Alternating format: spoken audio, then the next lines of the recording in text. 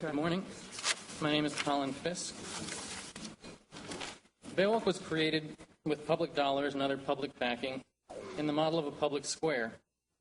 Indeed, it was clearly intended to serve many of the functions of a public square as a lively gathering place in a central location. The problem is that Baywalk is privately owned and operated, and the interest of its owners is to draw people together for profit, not for public engagement.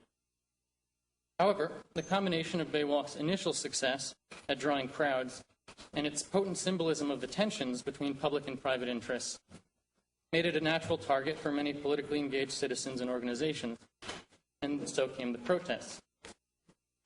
To be frank, I think the protests are the best thing Baywalk did for this city.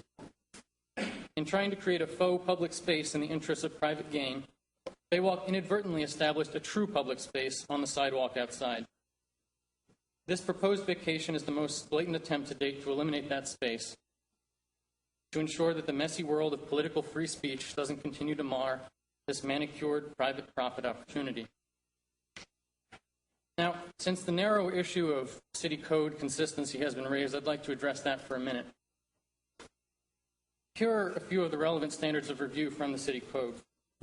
Quote, the vacation should not cause a substantial detrimental effect upon or substantially impair or deny access to any lot of record, end quote. While the entire purpose of this vacation is to deny access to the property to anyone the owners choose. So it seemed clear to me that from a public policy perspective, this standard is not met. Here's another standard, quote, there is no present or future need for the right-of-way for public vehicular or pedestrian access, end quote. Again, there's an urgent public policy need to provide pedestrian access to meaningful public venues for the exercise of free political speech. So this standard is also not met. Quote, City Council shall also consider any other factors affecting the public health, safety, or welfare, end quote.